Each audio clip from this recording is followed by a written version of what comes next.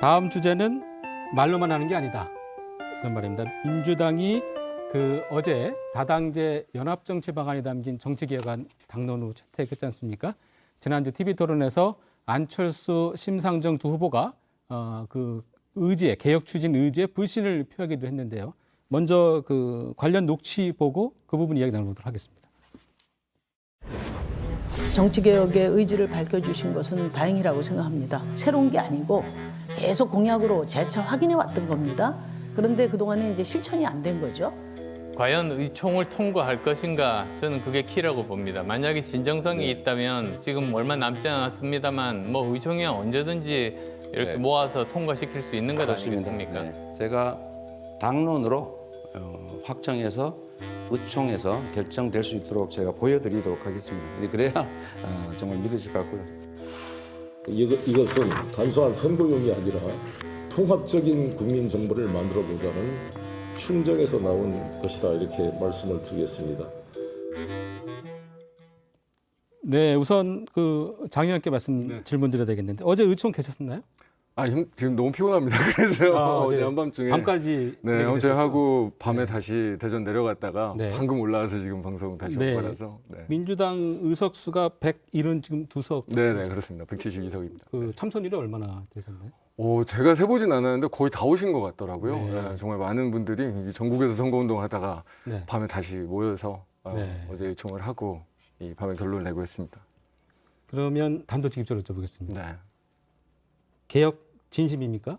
반윤연대입니까? 네, 사실 근데 그게 어떻게 보면 모순된 질문은 아닙니다. 네. 그러니까 진심이기도 하면서 예. 어떻게 보면 윤석열 후보는 이번에 동의를 하진 않으니까 그럼 윤석열 후보를 빼고 국민의힘을 빼고라도 정치개혁을 동의하는 어떤 개혁 연대를 해야 된다라는 생각도 사실은 같이 있는 거죠. 네. 사실 돌이켜 생각해 보시면 저희가 패스트트랙 예전에 한 3년 전에 그 과정 아마 떠올려 보실 수 있을 것 같은데 그때 무슨 4+1 논의네 뭐냐 하여튼 되게 복잡한 협상 과정들이 있었거든요. 이제 그때도 어떻게 보면 이제 이 국민의힘만 조금 다른 생각을 가지고 있었고 다른 이 여야 이 원내 정당들이 정치개혁에 대해서 뜻을 모으고 이 제도를 개선하기 위해서 여러 가지 이제 일들을 같이 했었거든요. 그것도 사실 총선 그렇게 멀지 않은 일이었고 그래서 정말 저희 지금 민주당이 가지고 있는 정치개혁의 방향성 자체는 분명히 진심이고 근데 이거를 성공시키기 위해서는 반드시 이런 어떤 원내 정당 아니면 더 넓은 우리 국가적인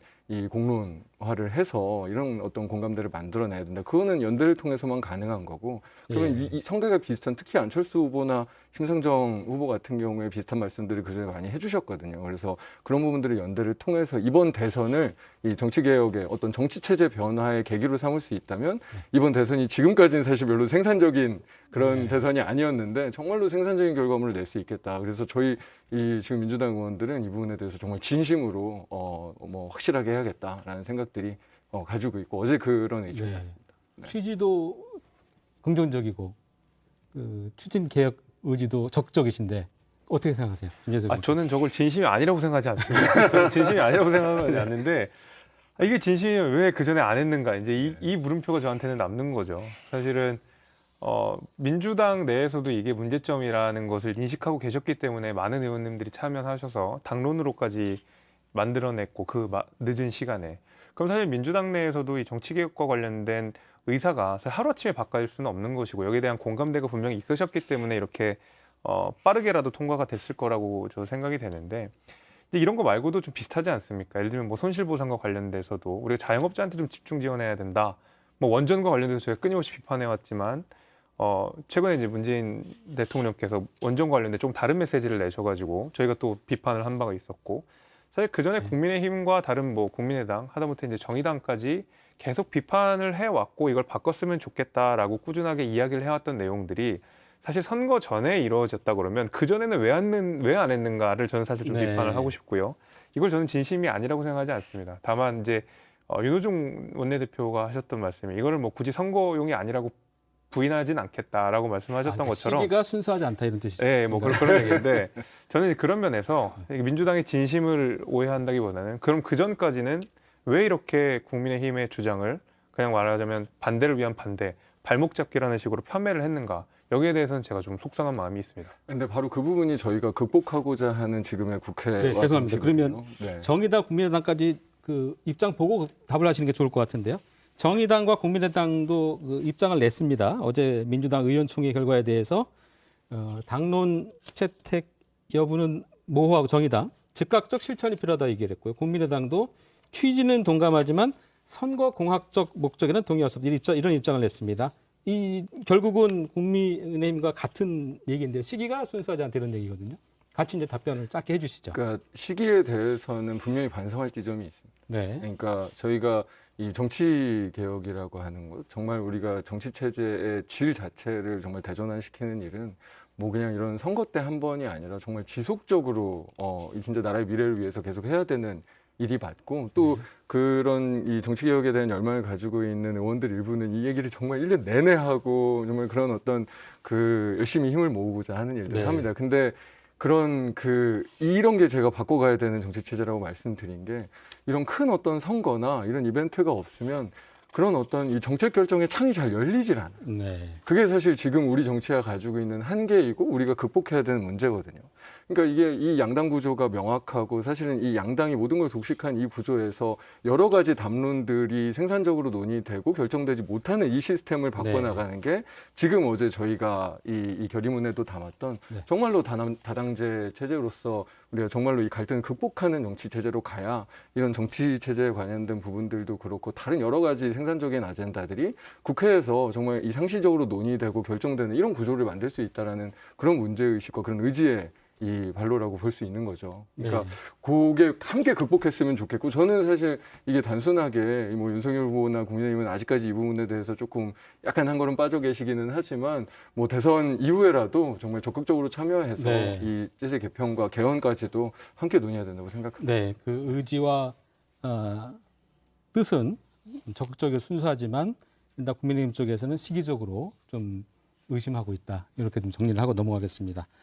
다음 내용은요. 그 여전히 국민의힘과 또 민주당도 그렇지만 그 거칠게 그 대치하고 있는 부분이 있습니다. 오늘 그 한 언론 보도에서는 남욱 변호사가 지난해 검찰 조사에서 한 이야기가 또 보도가 됐는데요. 검찰이 유동규 전 청남도시개발공사 기획본부장이 화천대유 제주주 김만배 씨 구속돼 있죠. 김만배 씨로부터 받은 3억 6천만 원을 이재명 당시 성남시장 재선 자금으로 썼을 것이라고 추정된다고 얘기를 한 내용이 있거든요. 이 부분에 대해서 민주당에서는 전혀 사실무근이라고 입장을 내신 것 같은데 네. 먼저 입장을 좀 들어볼까요? 뭐 제가 얘기하는 게 당 입장은 아니니까요. 뭐 당은 이건 사실무근이다라고 그냥 간단하게 이야기한 것 같은데 저는 이런 종류의 이제 이야기들이 참 우리가 극복해야 되는 저희가 검찰개혁 얘기하면서 가장 많이 얘기했던 지점인 것 같거든요. 그러니까 이 피의자가 뭔가를 뭐 본인이 한 것도 아니고 뭐 들었다. 무슨 사실관계 무슨 증거자료가 나온 것도 아니고 들었다.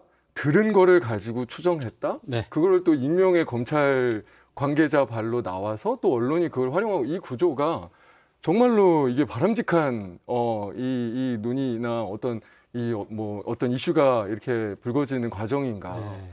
그리고 정말 이 얘기들도 네. 정말 뭐 진짜 계좌라도 하나 나오면 제가 잘 모르겠는데. 네, 강의원 설명으로는 그 유출 경로가 좀 의심스럽다 이런 아니 말씀을 하여튼 이런 구조가 너무나 저희가 익숙한 이런 과정이잖아요. 그래서 정말 조금 좀 개운치 않은 느낌이 좀 있고 실제로는 정확하게 사실관계를 드러내는 어떤 증거 위주로 사실 언론이든 저희 정치권에서도 이야기하는 게 중요하지 않나라는 생각이 듭니다. 그럼 반론도 들어보겠습니다. 함께 들을 반론이 있어요.